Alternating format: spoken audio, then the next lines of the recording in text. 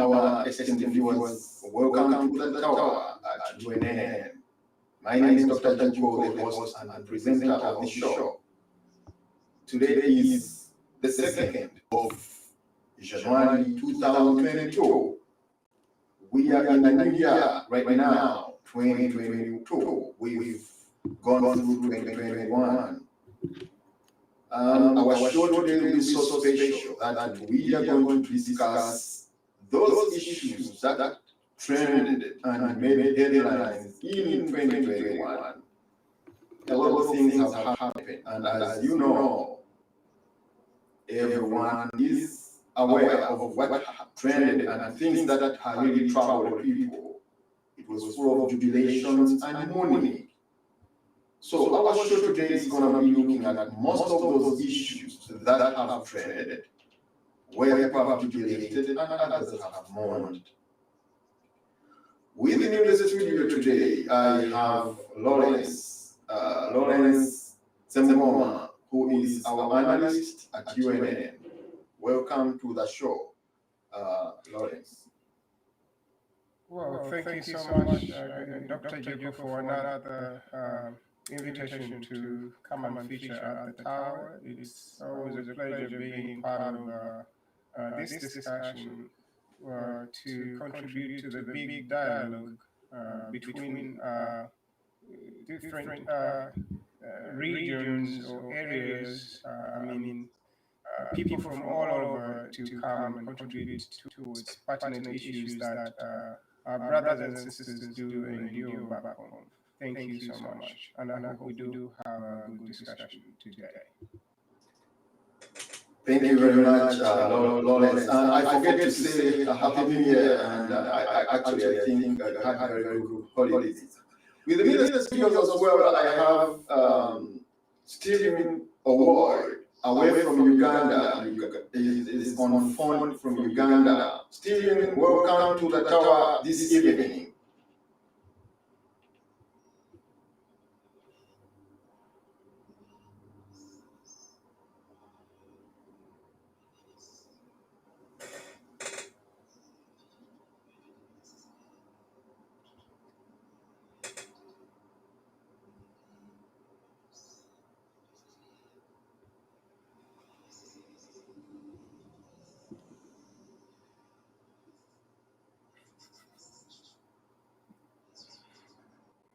Thank you very much. Thank you very much, Stephen. Happy New Year, and I believe in Uganda down there, everything is going on right.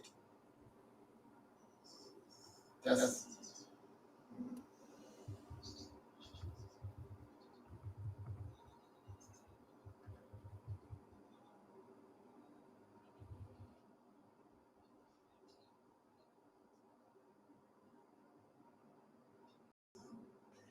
Yes. Again, before I go to Lawrence, I've just received a message something like 1 hour ago that COVID has become very terrible.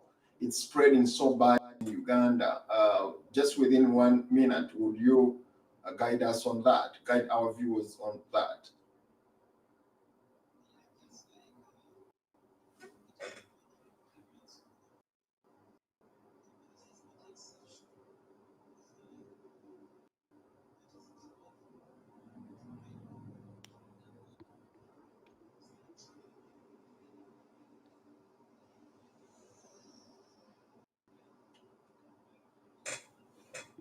Okay. Stephen, just a minute. Lawrence, let's start with Lawrence. Lawrence, you've seen a lot of things happening in Uganda this year, and last year, and these are the very things that we're gonna look at right now. Would you please let's have a video that wraps up everything that happened last year, and then from there we shall be able to start right away. For 2021, many termed it as a political year. The 2021 presidential elections were the most important political event of the year, with 11 presidential candidates gunning for the country's top job. However, The real race was between incumbent Yoweri Tibuhaburwa Museveni of the NRM and NOP's Robert Kyagulanyi, who was in contention for the first time.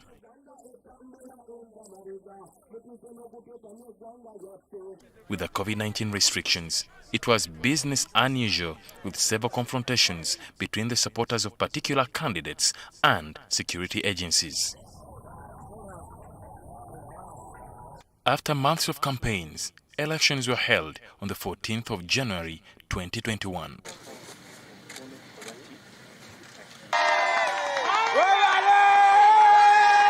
According to the Electoral Commission, incumbent Yoweri Tibuhaburwa Museveni was declared winner with 58.3% of the vote. NOP's Robert Kyagulanyi followed in second with 35% of the vote. Patrick Amuriat, Mugisha Muntu, Norbert Mao, Henry Tumukunde, Joseph Kabureta, Nancy Kalembe, John Katumba, Fred Mwesije, and Willie Mayambala followed in that order.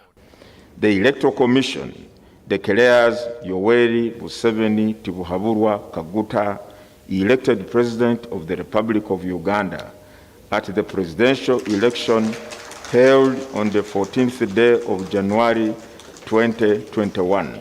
The world continues to watch the double standards. The world continues to watch the illegality. Right from yesterday, when our agents were being arrested, we reached out to the Electoral Commission, but as usual, we were not assisted. The results didn't go well with the NOP camp, who petitioned the Supreme Court. However, later, the petition was withdrawn, citing lack of justice. As the judiciary of Uganda, which I heard, we were never influenced by people who praise us or people who abuse us. Still in politics, the 11th Parliament has a new speaker in Jacob Oulanyah. The former deputy speaker defeated his former boss Rebecca Kadaga, who had declined to stand down after the NRM caucus called for a change. Kadaga. Oulanyah. After a bruising campaign, Oulanyah was elected and Anita Mong became deputy speaker. 2021 also had its fair share of murders. On June 1st, Works Minister General Katumba Wamala survived an attempted assassination along Chisota Road in Kisasi. However, his daughter Brenda Nantongo and driver Haruna Kayondo were killed after their car was sprayed with numerous bullets. Police swung into action, arresting numerous suspects, ultimately killing some. And he was trying to fight my forces. And we have put Master out of action. The Masaka machete killings were another unfortunate highlight of 2021, and several were injured. With security agencies camping in Masaka region, several arrests were made, with a net also cast towards two MPs. Kawempe North's Muhammad Segirinya and Machinde West's Alan Sewanyana were arrested and are still battling murder charges in the courts of law.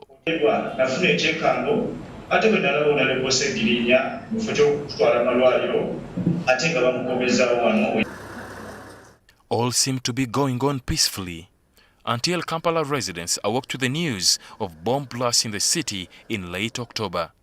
Close to midnight on October 24th, a bomb went off at Komamboga's Digida pork joint, killing one person and leaving several injured. The explosion on Swift Safari's bus in Lungala, Mpiji, was another of the preliminary explosions where a suspected suicide bomber died. Just right in front of Later on November 16th, there were twin bombings at CPS and along Parliamentary Avenue. The attack remains the biggest security threat of the year. 6 people were killed, with over 30 injured. The explosions were linked to the ADF rebel group. Subsequently, this was reason enough for the UPDF to pursue the rebel group into the jungles of the Democratic Republic of Congo. The ongoing Shuja operation is commanded by Major General Kayanja Muhanga, and the force claims they have made several gains. No fireworks this time around as we send off 2021. Welcome 2022. Happy New Year. Ali Mivule. NTV.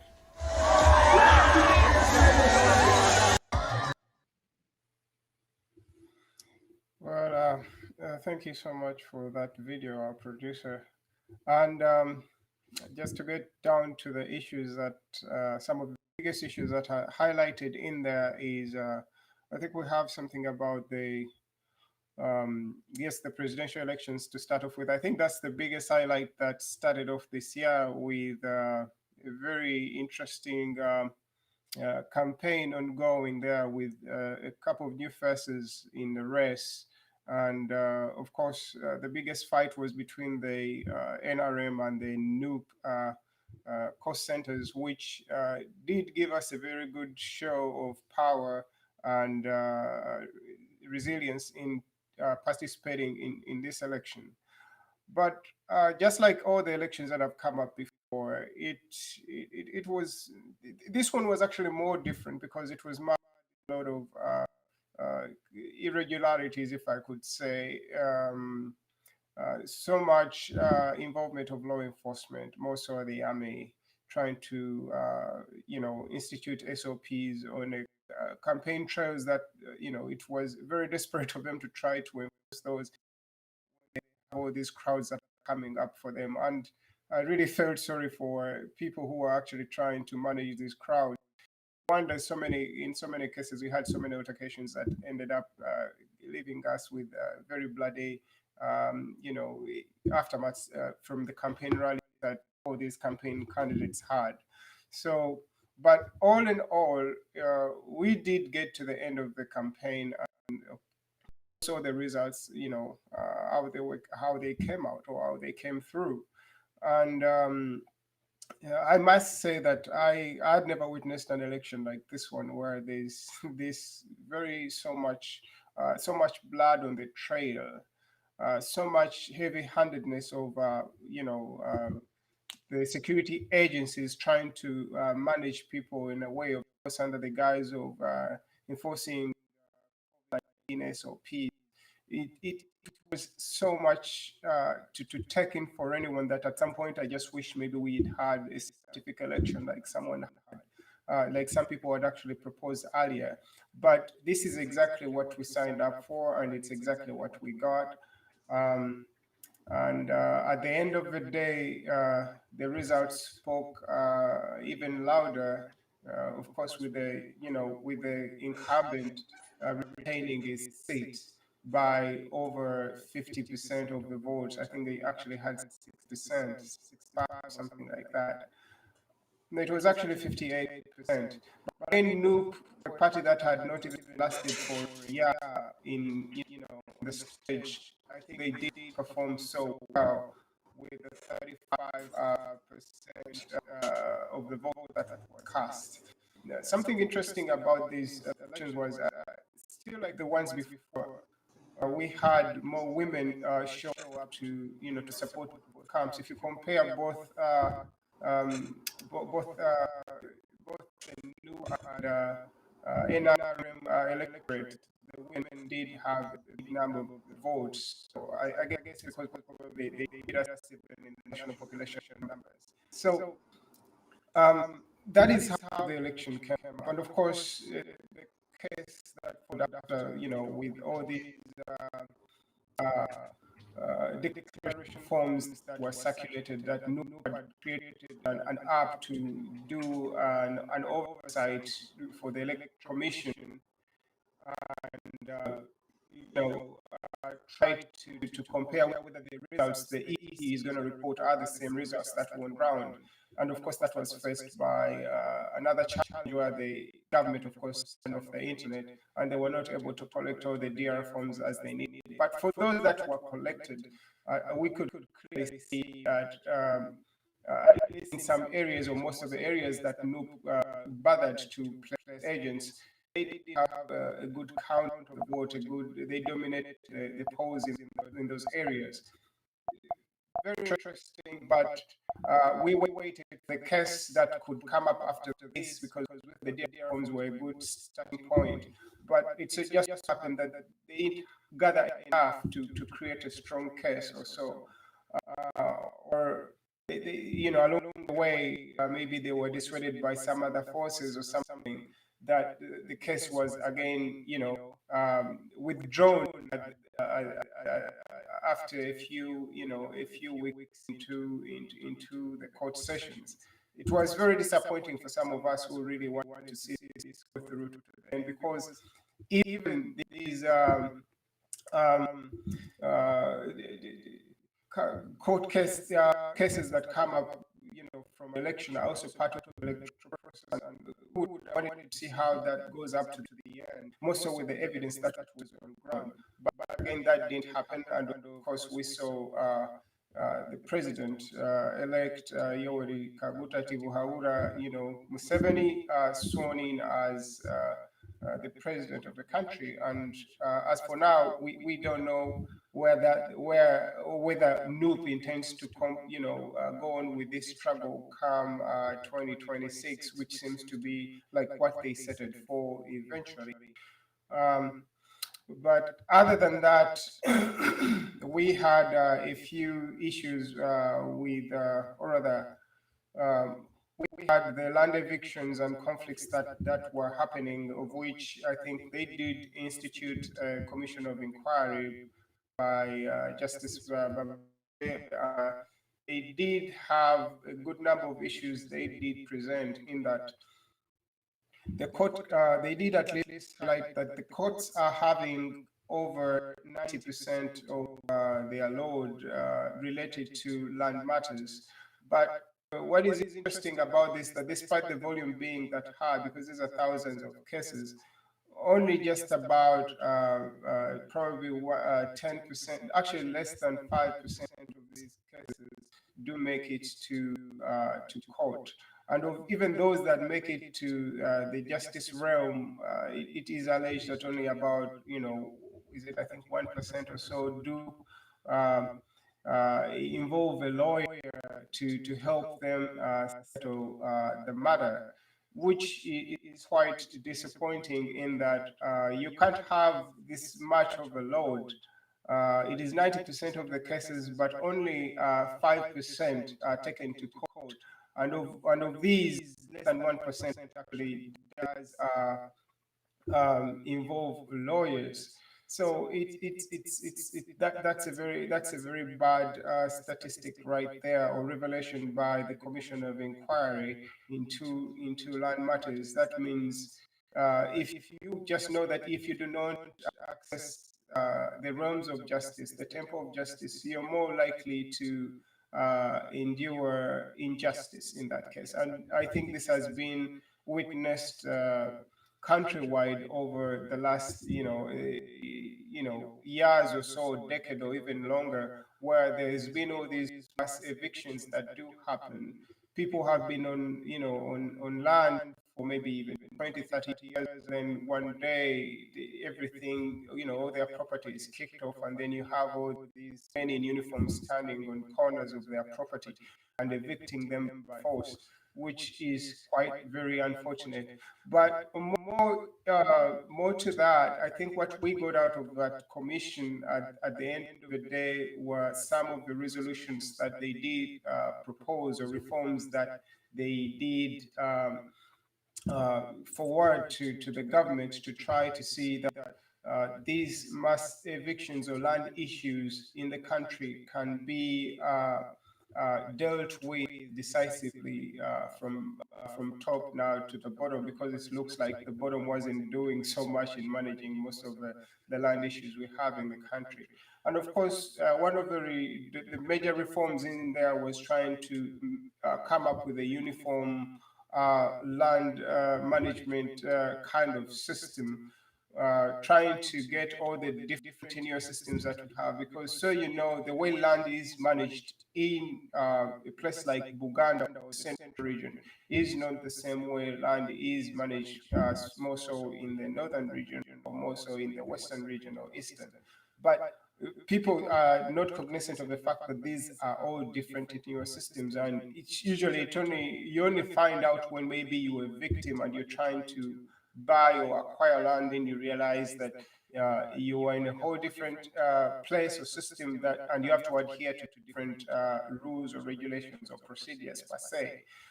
And of course, a reform like that one is or did create some ripple effect more so into places like Buganda, which have had their land system predating even the colonial time and all the republic that we have.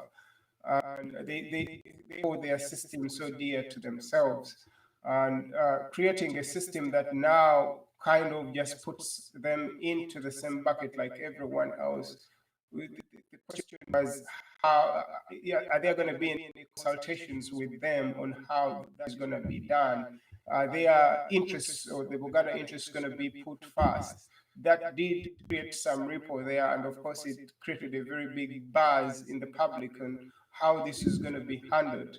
But all in all, we do hope that if maybe these reform among alongside other reforms, like of course they did propose, if most of the land issues could could use ADR, that is alternative dispute resolution, in order to clear some of the issues if they are not so big to make it to court, because courts at the moment are really struggling with a lot of backlog in cases more so involving land matters. And it just so happens that sometimes even the people who went to court putting these matters there even do die along the way without ever receiving justice. It takes a while, and I feel for the judiciary, which of course is not that much staffed to deal with some of these issues that they are facing in regards to land issues. I may be on this note. I would just wish maybe to forward the question to you, Nadine. Do you think some of the resolutions, because they did put out, a document that the group did put out a document having a good number of recommendations. But I just want to find just your thoughts on what you think on whether it's going to be realistic at attaining some of these recommendations, and do you see any progress since this mission was, put out these resolutions? Have you seen anything out of the ordinary? Do you see any progress when it comes to some of the points that the commission did put out? Do you see anything that? Yeah, thank you very much, Lawrence. The year has been, as you've mentioned, the progress regarding land reforms is very inevident. It's not seen at all, because it seems like those that were trying to bring it over got scared due to possibly the pressure that they had from the public. This really culminated into people, the members of parliament trying to put a brake onto possibly the pushing.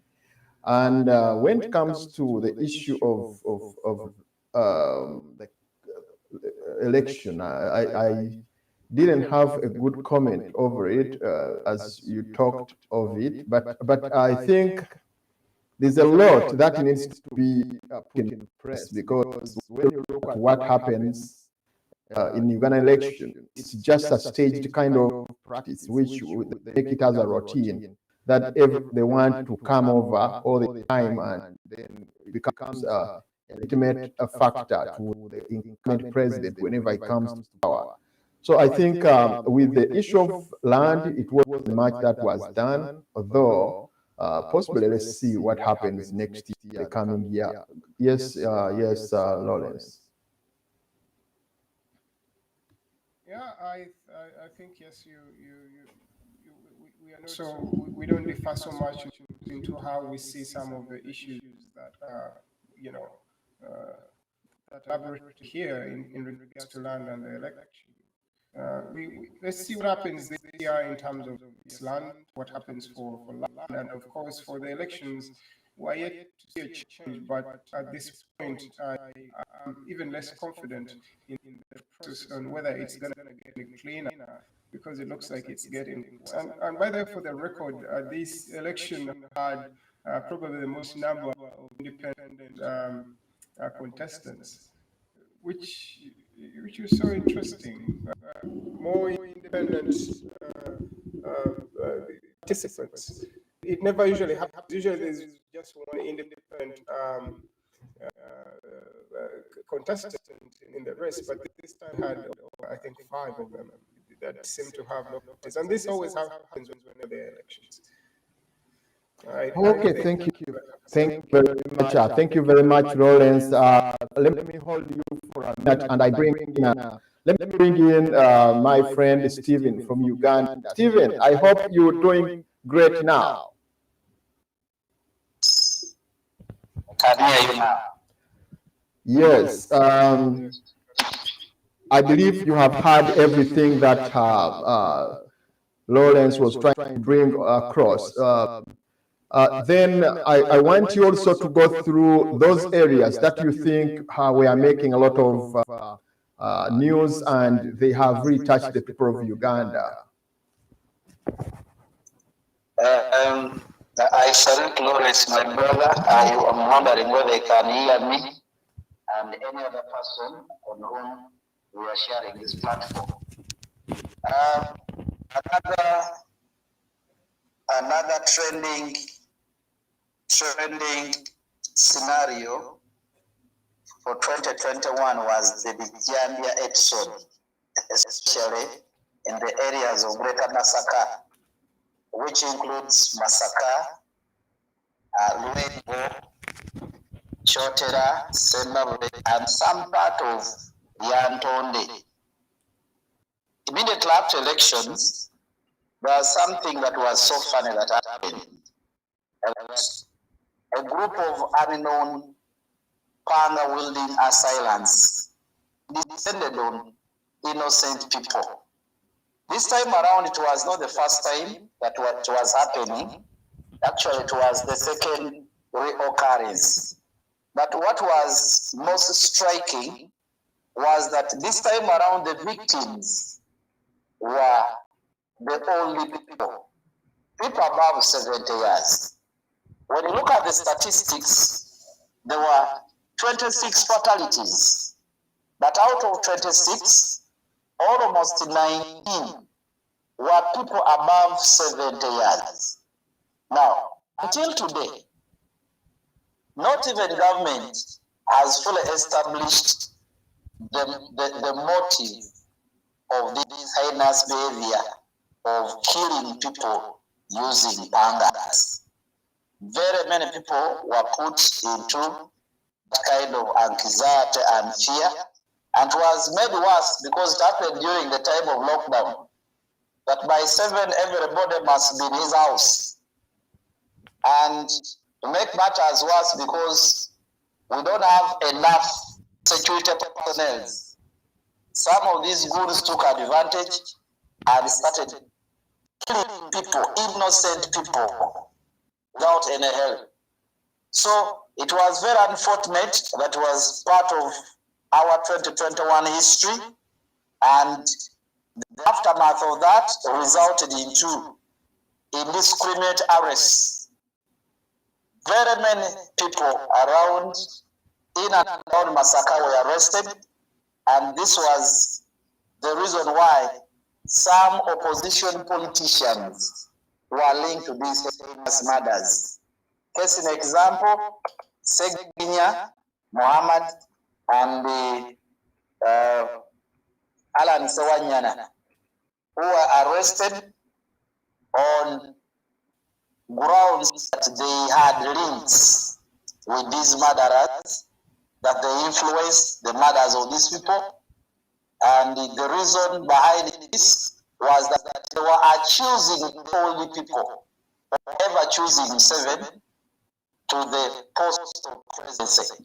So it is believed that the Gambian people were instilling fear, they were killing people as a revenge mission to revenge against the so-called Bazis who may have voted President Museveni to power. But this other generation wants change.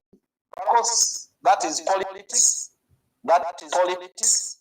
It is also possible that the regime may have used the same platform to try to guard the opposition voice, especially in Buganda, where government, incumbent NRM regime has been almost disapproved.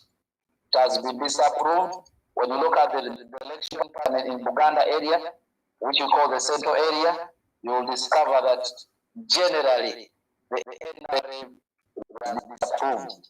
And this is the reason why the regime in power reacted the way it reacted and started arresting people. It is not a surprise, Dr. Joko, that most of the opposition politicians now cowardice. You can share the meeting with them, invite them to such a talk show. They may not show up because they hear the kind of repression which is going on. So these voices, dissenting voices are being dragged out. Everybody is living under fear because of what happened. So that one also quite part of our 2021 political episode, and it is very unfortunate that some of these politicians are still languishing. They're still languishing in the cells, being incarcerated. Efforts have been made to try to organize bail for them, but the regime and the power that is in charge has indirectly denied them bail.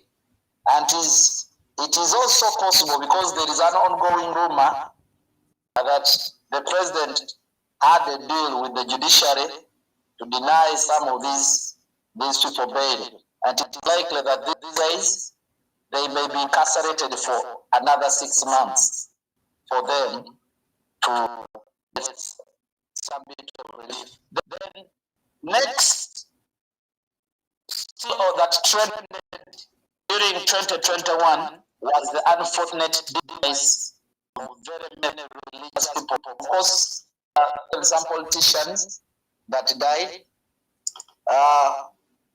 2021 was a very funny year, especially for the religious clergy. It witnessed the death of Sheikh Anas Kalisa. It witnessed the death of Nuhu Mzata Bate. It witnessed the death of Bishop John Baptist Kagwa of Masaka, the death of Cyprian Kizito, the Archbishop of Kampala, and it also witnessed the death of the Metropolitan Archbishop Yona Luanga of the Orthodox Church. Of course, many of these died of COVID, others died of mysterious circumstances, but until today, the cause of their death is unknown. At that time, many of these living personalities died, and their death, of course, nobody is immortal, but their death touched very many Ugandans. Why? Because they were considered to be the voice of the voiceless. Take an example of the death of Metropolitan Yona Luanga. Very many politicians were moved. Very many circles were moved because this gentleman was considered to be a representative of the voice of the voiceless.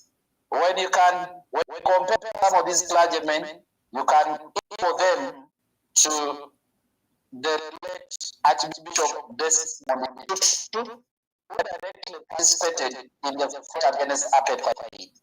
These clergymen would come out and blame government for unnecessary oppression, blame government for unnecessary bloodletting, blame government for corruption, and they would come out without fear. And it is the reason why, when they died,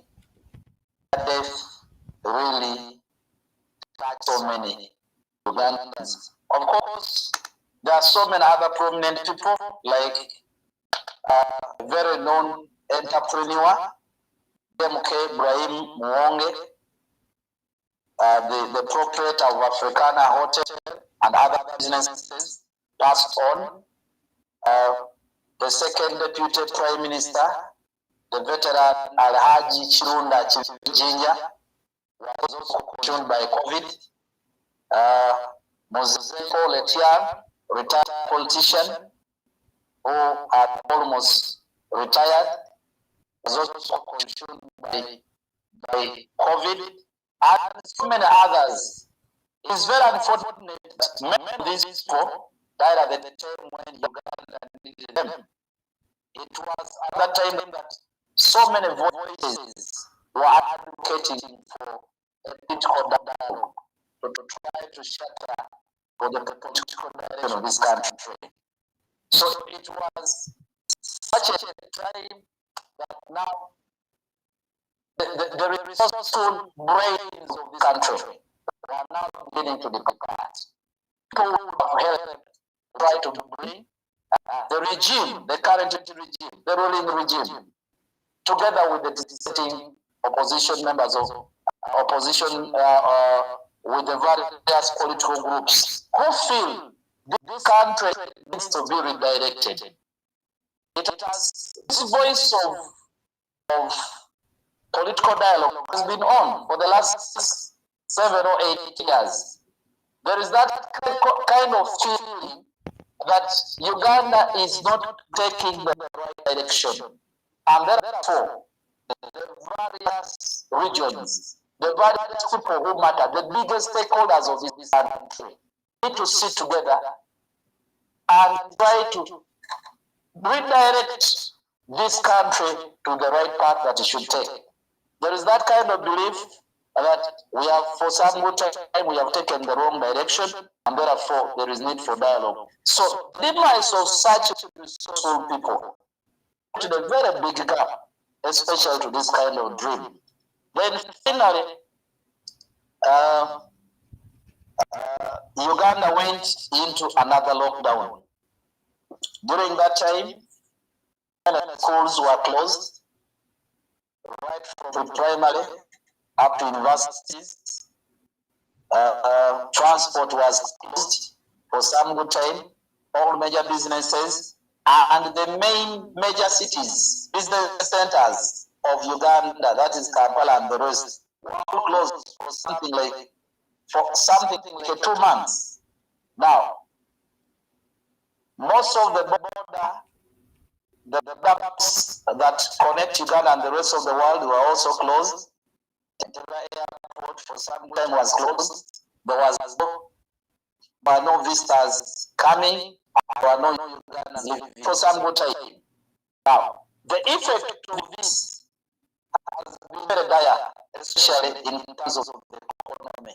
The economy of Uganda has really, it has shrunk a little.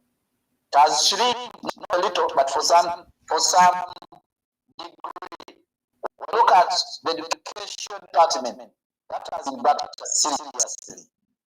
And when you look at the men and the women who have invested so much in the education sector, those ones are reaping wounds.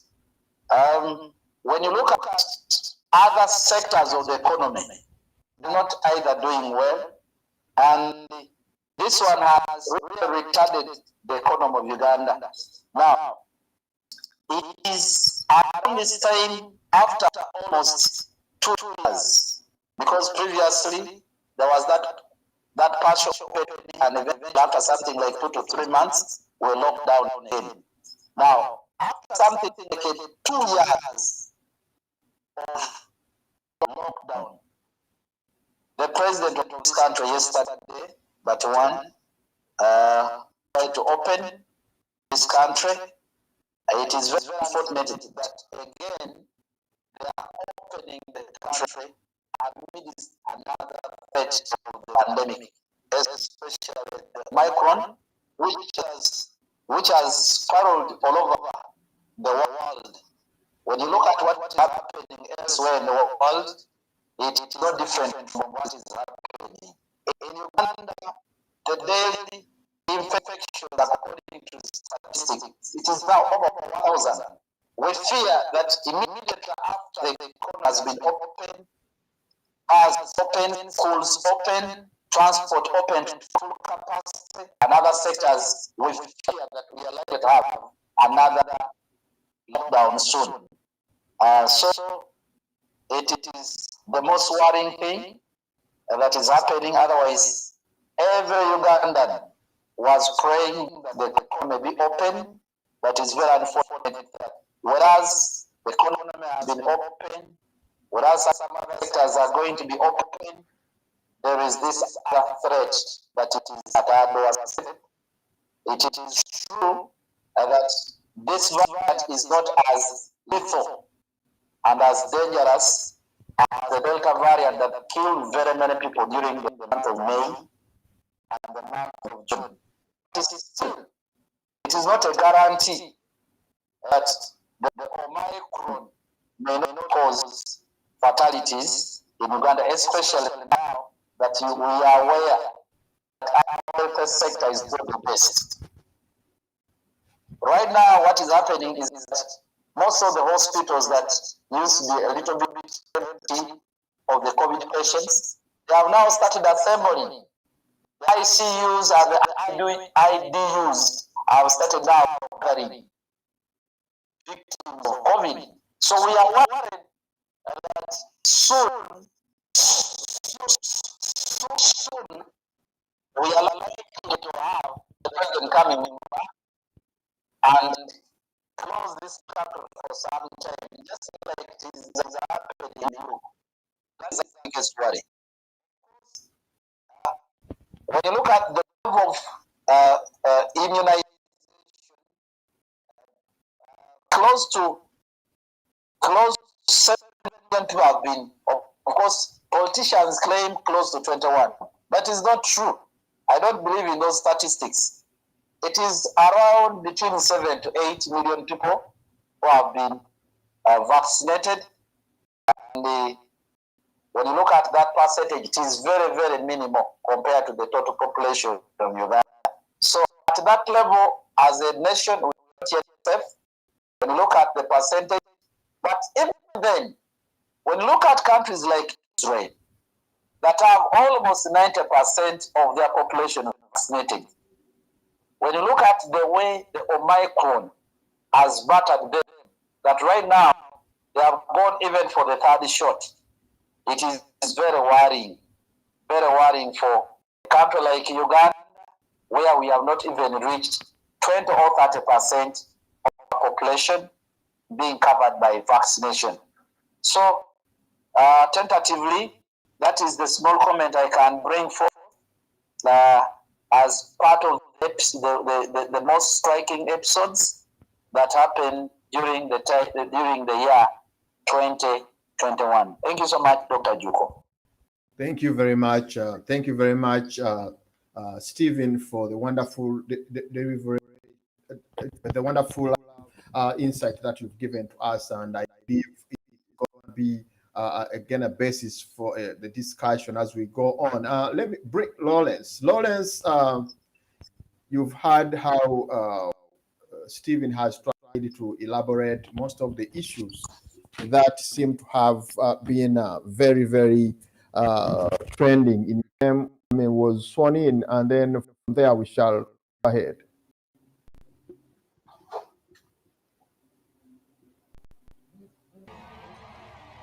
Uganda's Yoweri Museveni was sworn in Wednesday for a sixth term as president after he was re-elected in January despite widespread reports of irregularities. Museveni took the oath of office at a ceremony in Kampala, which was placed under heavy security to avoid any demonstrations by the opposition, which is contested